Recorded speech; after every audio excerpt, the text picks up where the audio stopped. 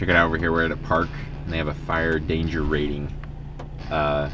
It's low to moderate today, even though it's raining out. The lowest setting on it is low to moderate. But no, it goes low to moderate, high, very high, severe, extreme, and catastrophic. We're a couple hours drive outside of Sydney in the Blue Mountains. We first went to this valley looking for kangaroos and couldn't find any of them. So we decided to go look at some views.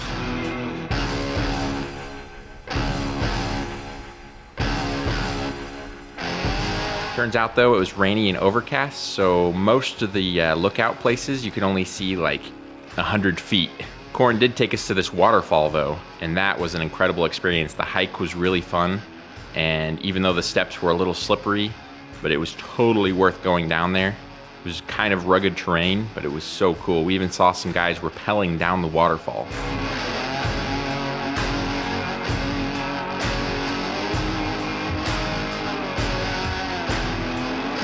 It is amazing, absolutely incredible.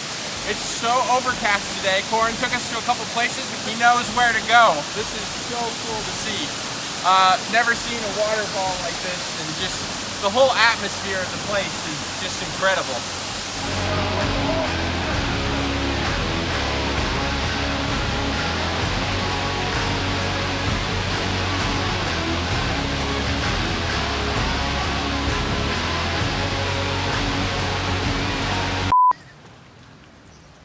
So I'm here with Kyle Royer. We're doing a bit of a bushwalk today, and we've got some tips for the young blacksmith. We reckon the first thing you should do when you start blacksmithing is get yourself a piece of railway track as an anvil. Right here in the bush in Australia, living wild, growing naturally, we have here this here railway track. This is obviously juvenile. You have to wait till it matures, gets a bit older before you can harvest it. But no, this is a fine piece of A-grade Australian railway track. A few moments later. We've had this terrible fire come through. The trees are starting to come back. This particular tree is a species of eucalypt. This one here is Corymbia gumifera, which is red bloodwood. And Corin, what's that? What is this? This is a mature railway Tracheus mainlineus. No way! Yeah, true story, man. True I didn't story. think we'd see one when we're here. This is. We showed you a juvenile. Remember that? I didn't think we'd see a full-grown one though. 2 hours later. We've been looking for the rare and endangered kangaroo, and if you look over there in the wilderness, you'll note there's a few. So in Australia we do have a lot of kangaroos. You find them pretty much everywhere. They are like a deer, I guess, in North America. They jump fences and they will go over all of the what we call a paddock. You'd probably call a field. They go through the paddocks and graze. So they're quite common here. A few inches later.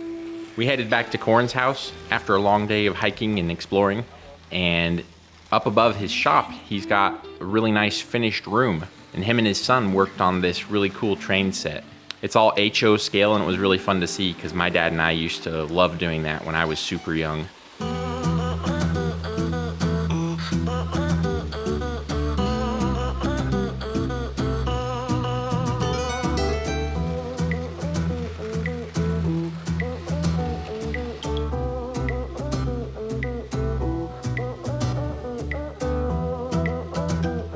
The next day. Alright guys, I'm trying Vegemite for the first time. Many of you said not to try it while I'm in Australia, but I am not gonna listen to you because I love trying everything. And it smells really interesting. It smells like beef bouillon, and it said it's made from yeast extract. So I think it's gonna be right up my alley because I love yeast and fermented things, so let's try it.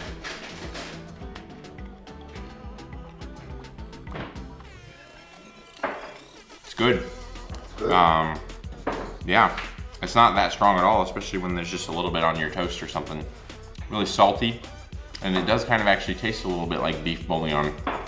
6.5 hours later. Now it's time for the main event, the Australian Blade Symposium at the Kapakumbalong homestead. The homestead where the event is was really amazing. It's a historic place that's been around for over 100 years, and it's right on the river. Really beautiful scenery all over, and the staff that runs the place is really, really amazing too.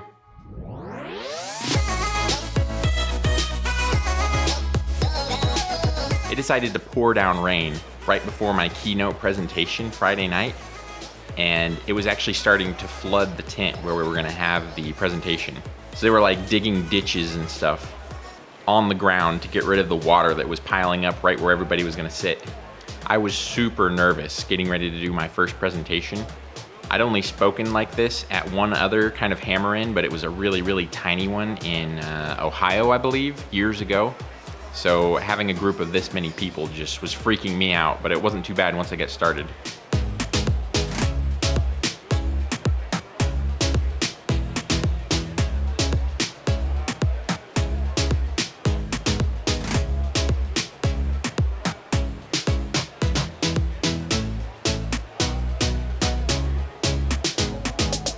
My keynote presentation was on making mosaic damascus, so I went through the entire process, start to finish, on kind of how I set up and make a simple mosaic.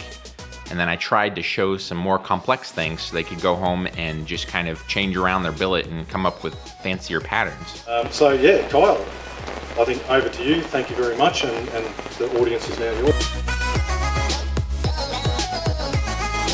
So to do that, I use this pair of squaring dies. It's a set of 2-inch squaring dies. And we'll set the billet in there and press it down, and it'll form those layers, and it'll take them from being flat. Also, you notice all the layers are going this way right here.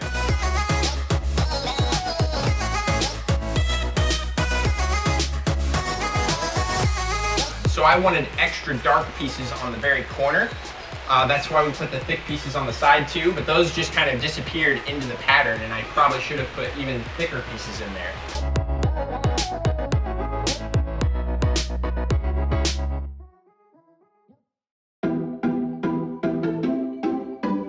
Something I loved about the event was that it was full service. They provided all the meals, and they were delicious meals. They also had room and board there for people who wanted it, and then if you wanted, you could also camp out in the yard. The Knife Art Association put on this event, and let me say, it was incredible.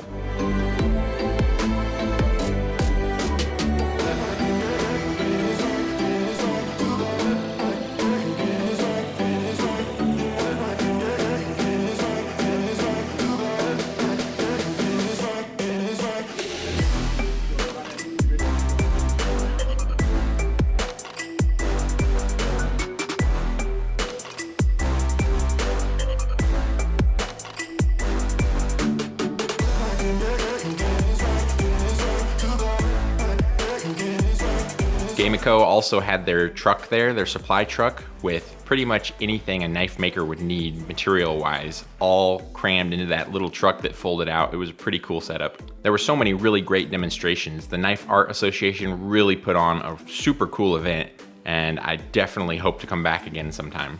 They had a little knife show one evening where everybody got out their knives and displayed them if you want to. There was also some really cool armor and a war hammer. Sausage Man was a big fan favorite of everybody because he went around every single day of the event giving people sausage that he cooked up right there. Hey, what's your name? Sausage Man. Yeah. Sausage Man. Hook in there.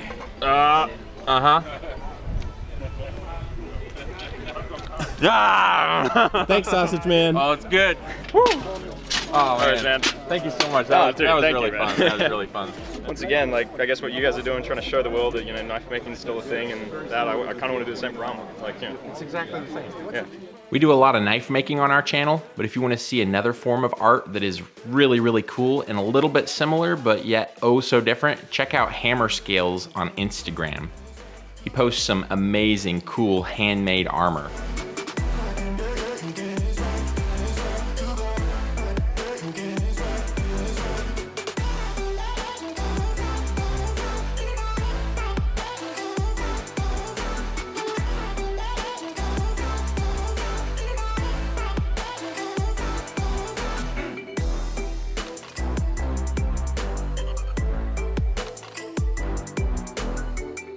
For the final meal of the event, they fired up the outdoor pizza oven and cooked a delicious 80 pizzas for everybody. They were so good.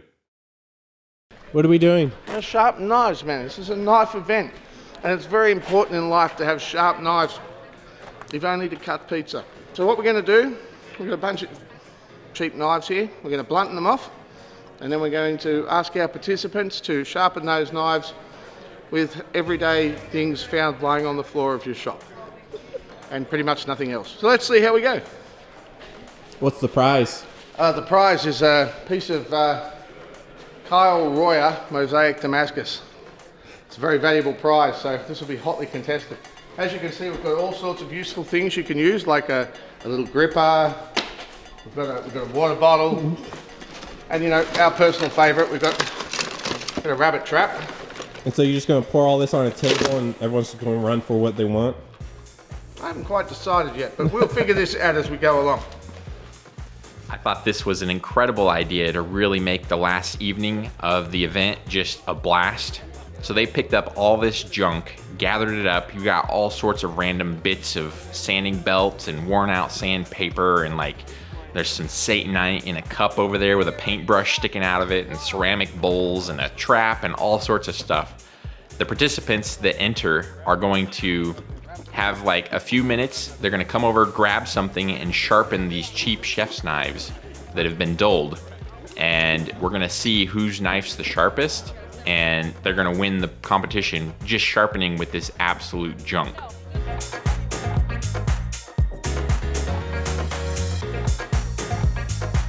So you can only grab one object at a time, bring it back to the table, and then if you want to, you can come up and get something else, but you have to bring the other thing. Like I said, you can only have one sharpening object in your possession at a time. If you want to get something else, you have to bring back the object before you take something else. The knives stay on the table.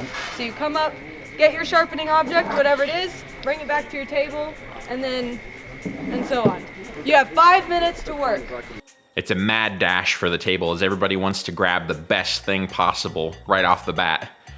We've got rocks, we've got sanding discs, bits of belt, there's some disc sander sandpaper. Although, be careful if you're doing this at home because there were some close calls. I think there may have even been a couple minor cuts too. If it works for cavemen, it'll work for me. Are you using the rock? Oh man.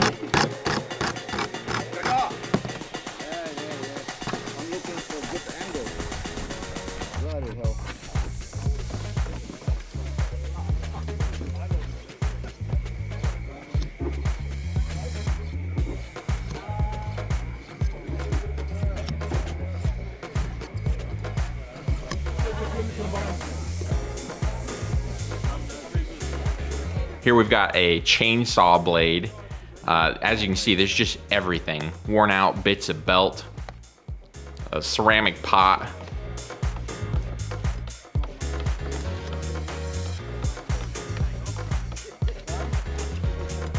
That's a worn out flap disc, just going to town on these knives.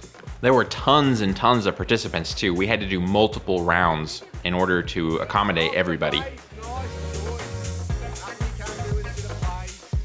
3, 2, 1, stop sharpening! Yes!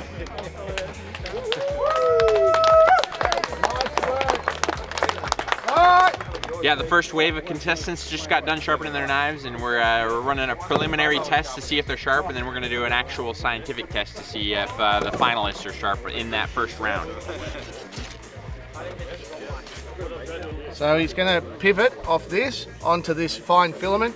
The machine will measure how much pressure is exerted and thus give us a reading of the sharpness. It's very subjective, but it's what we've got. So we're going with it. So, obviously a higher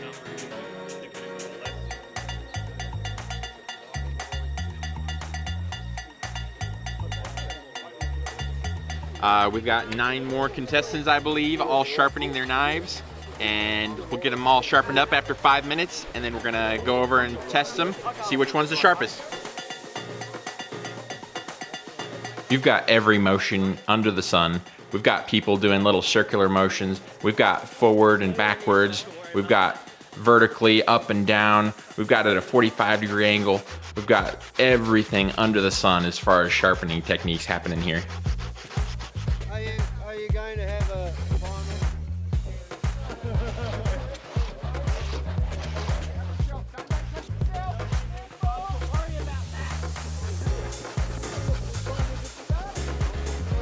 Hopefully these knives are sharp.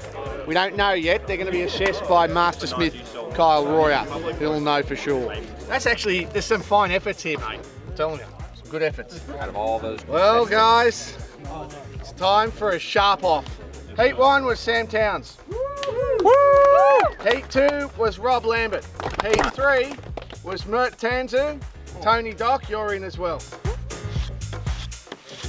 We had 4 heats of competition, and now the finalist out of each round is going up against one another.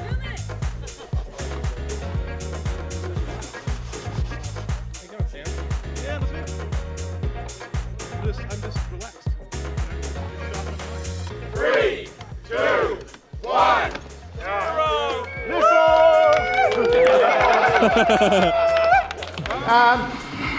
So here we are, we've got 3 knives here that are clearly marked with the owner's names. We're going to test them now for sharpness with a digital testing machine. We'll probably do 2 on each one, average the results, and I think that'll be fair as fair can be. Yeah, yeah. Happy with that? Let's do it. Let's do it.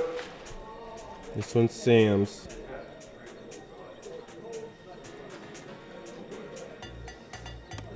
Ooh. Whoa, Whoa. dude. That's a low number from all the other stuff. That is low.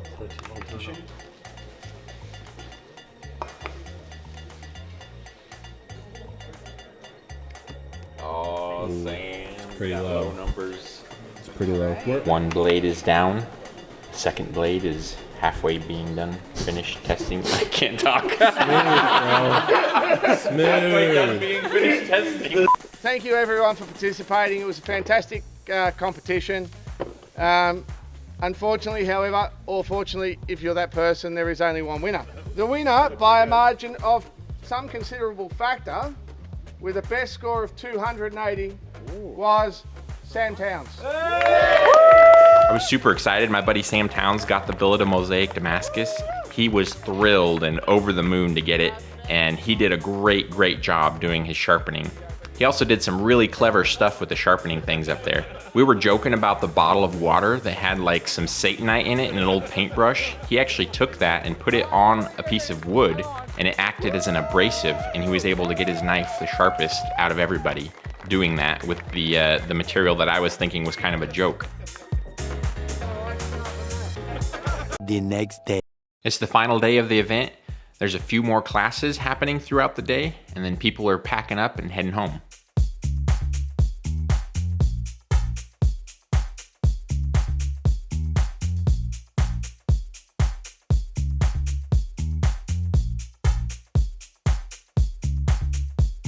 The symposium was tons of fun. Big props to the Art Knife Association for putting it on and getting so many cool people to attend. If you're in Australia, check out the Art Knife Association on Instagram. They put on this event and a bunch of other ones across Australia too. Thank you so much for watching and clicking that bell. Thank you so much for watching and clicking that bell. May the forge be with you. Bye-bye.